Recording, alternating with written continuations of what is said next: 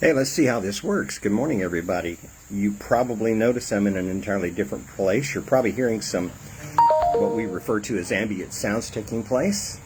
And let me also take this moment to tell you that where I'm at, I'm having the opportunity to be with my sister, Terry, in North Georgia. I'm here in the wonderful town, the community, but it is a town called Flintstone, Georgia. That's correct, Flintstone, Georgia.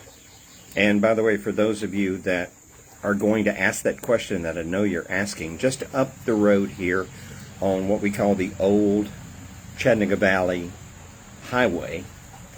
And Chattanooga Valley is a part of North Georgia that if you follow the road, it goes into the St. Elmo community of South Chattanooga. And if you continue straight on that road, it becomes Broad Street, which takes you into the heart of downtown Chattanooga. But anyway, getting back, for the question that I know some of you were going to ask, there is here in Flintstone, Georgia, a Bedrock Apartments. Okay, now you know the trivia of Flintstone, Georgia. Google it. It's there. It exists. It's a real place. And I'm coming to you by way of the phone. I traveled to visit with my sister. Today is my niece Christy's birthday. Happy birthday, Christy. And she is here, by the way. She lives with my sister. She is a nurse practitioner. And then, of course, my sister, her birthday will be this forthcoming Tuesday. And I'm going to be here to help celebrate that with her as well as spend time with her. She and I are both in that community of grievers. We are widows. I'm referred to often as a widower. She is a widow. You all know the story about my wife, Donna. Well, Terry's husband, Rick, passed away just over a year ago in late July of 2021. And here we are now in 2022, which brings me, of course, to the fact that today is day 10 of my 77-day video challenge. And I'm thankful for the opportunity to be here, thankful for a safe trip. I got about 3 hours of sleep after I arrived early this morning.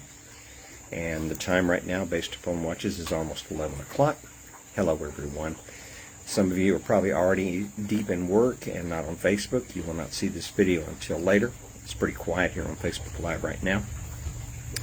I'm going to go back to the subject of organization or organized, and the question, of course, I offered here today in talking in the challenge. And by the way, the noises you hear in the background, the sound of a main highway, which is on the other side of the privacy fence here on my sister's property.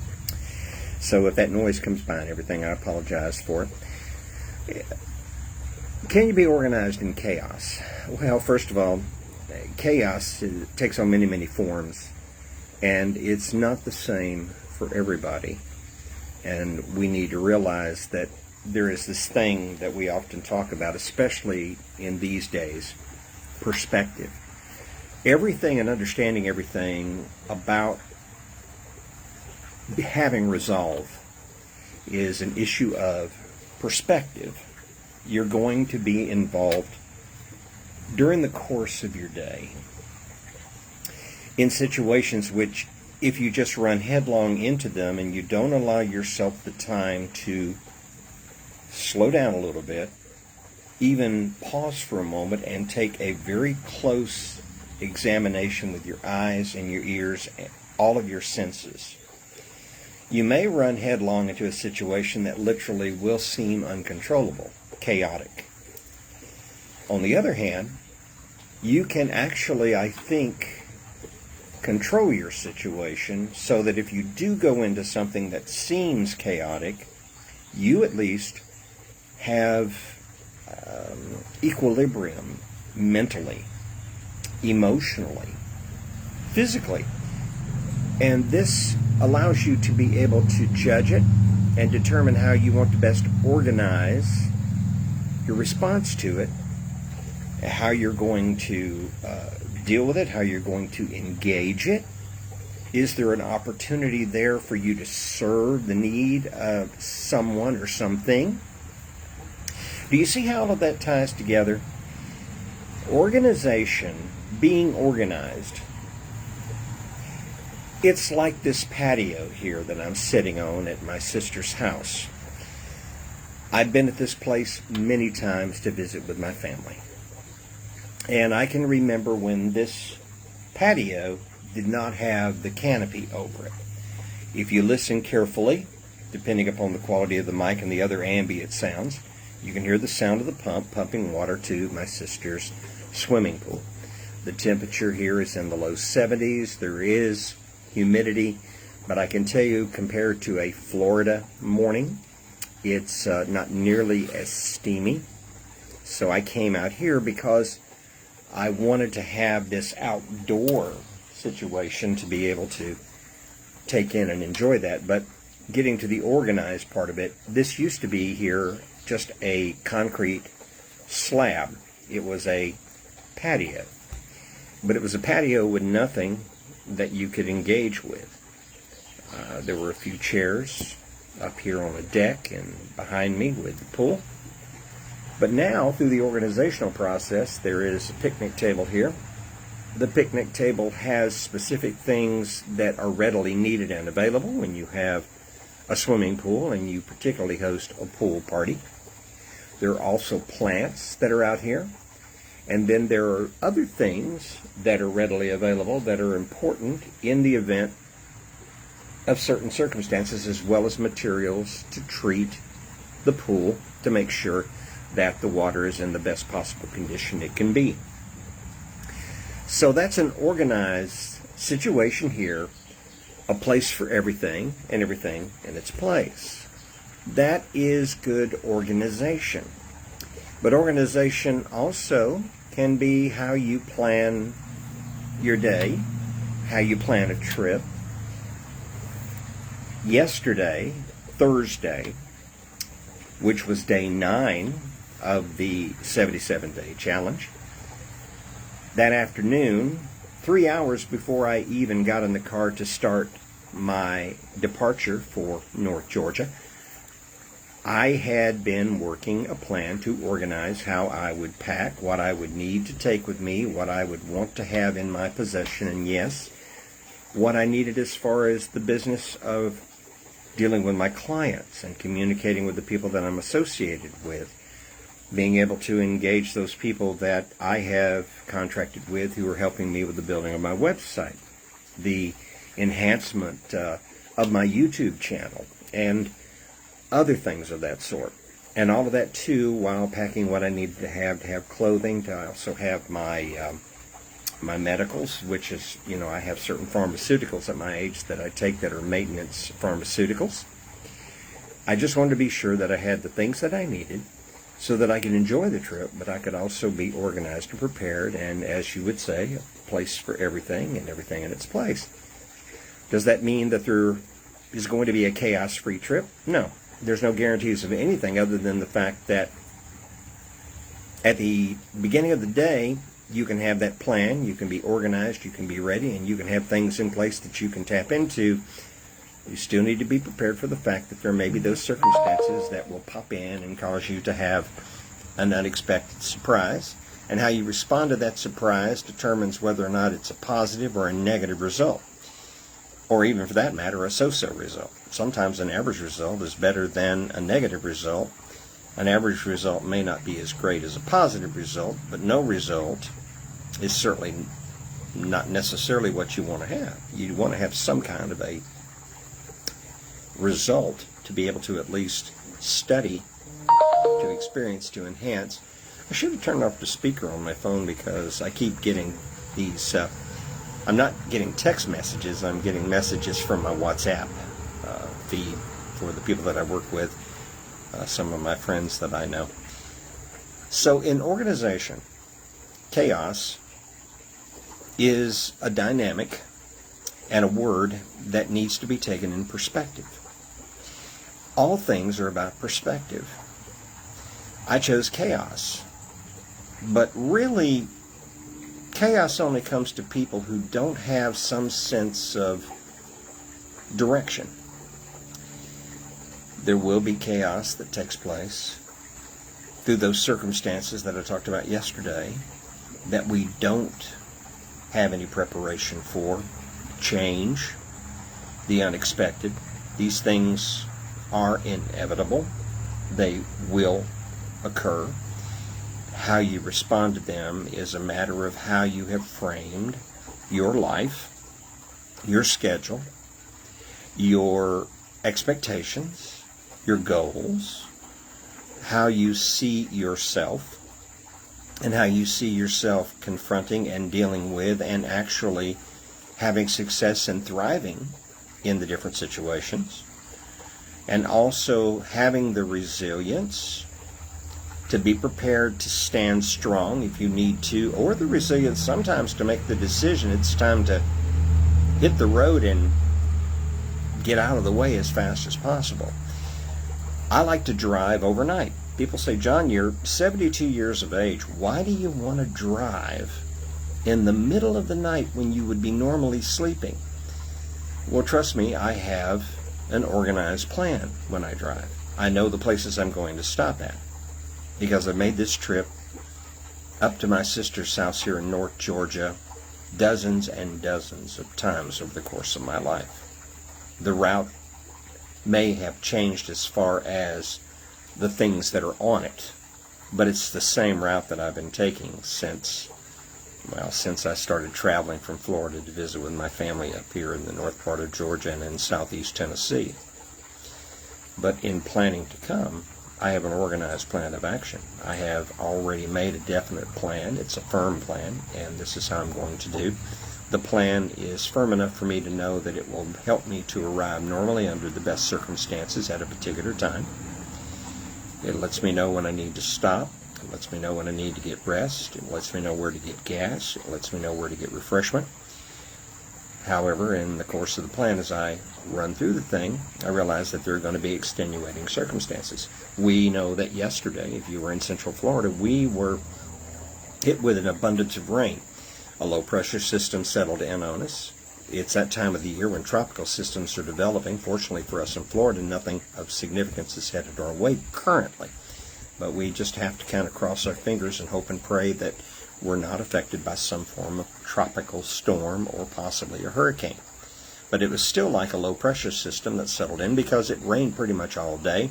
Sometimes it rained extraordinarily heavy. Well, that wasn't just the case there in Central Florida where we live, but it was also the case as I was traveling north out of the state of Florida. And even before I got to the Georgia border, getting very, very close to it, as a matter of fact, north of Lake City, I went through a thunderstorm, a torrential downpour that brought everybody almost to a screeching halt because it was raining so hard. Even with the windshield wipers going super fast, it was very difficult to see the road, and were it not for the fact that my lights were on and that people had their lights on, you might have had a difficult time knowing if you were even on the highway. That's an incredibly chaotic situation. But there was an organized plan, and we did, of course, clear the weather. And once I got into the state of Georgia, the weather just got absolutely pleasant, and the drive was nice. And there was no chaos in Atlanta. I was able to drive through the city at just a little bit before 4 a.m. this morning, and very, very few automobiles. Atlanta is a city probably that never sleeps. But I can guarantee you the biggest percentage of the people that would be working in Atlanta were still in bed. And so it was a good drive. Organization. Organization in chaos. Organization in times where you have everything together. Organization for the idea of being able to get your day off to a good start. Organization for knowing what you have to do in those steps I was talking about yesterday when you begin your day. Oh, and by the way, I've already had my cup of coffee. I didn't bring it out here with me, and I'll probably go back and have another. Organization, what I have planned for the day. Just because I'm on a trip doesn't mean I have some expectations that I have to achieve. Everything is about remembering that you have an end in mind. But to get to the end, listen very carefully. There has to be things that are done from the beginning. Those are the immediate expectations and goals. There are short-term expectations and goals. There are intermediate expectations and goals. And eventually there will be the end result for the day, the end in mind. How that looks at the end of the day is not just about having those goals during the intermediate process through the day, but each of those goals sometimes will require you to make an adjustment in your plan in order to better deal with it. I hope you're understanding what I'm saying here.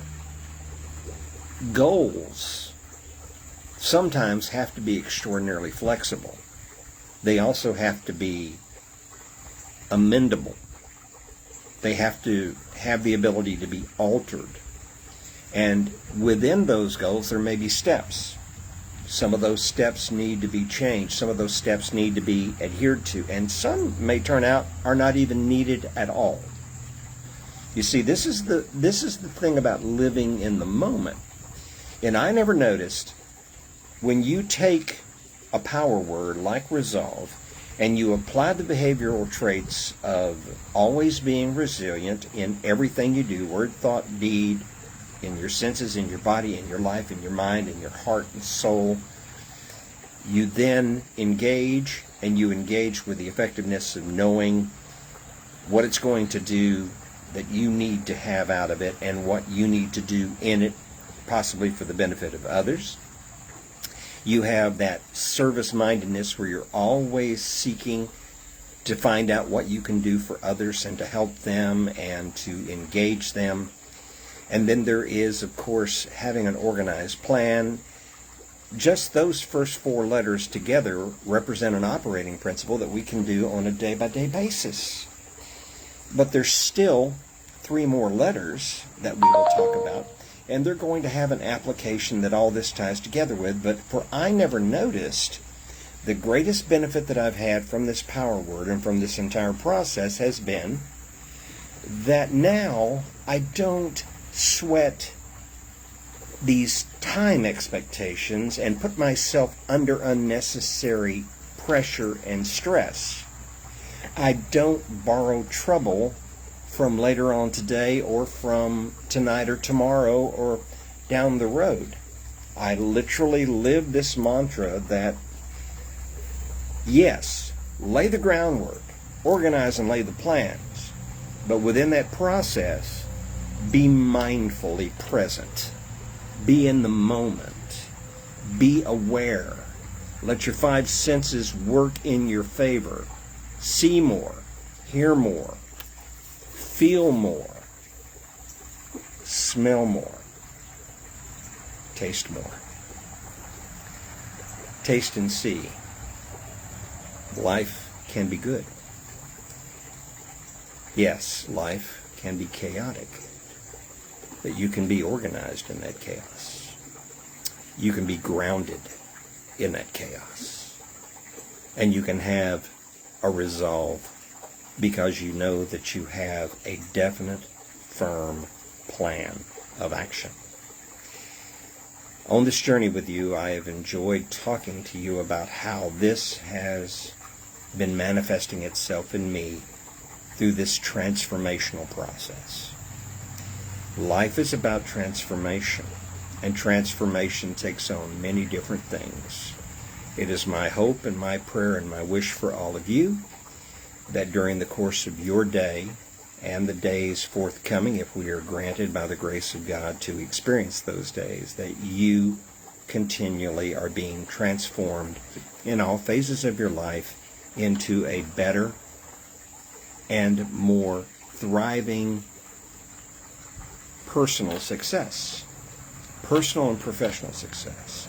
Success based upon not what the world deems as success, but success based upon your better quality of life and with a degree of satisfaction that you're headed in the right direction, that you are accomplishing what you're trying to achieve for yourself, and that while you're doing it, you're making an incredibly positive impact upon people that you encounter on a day-by-day basis.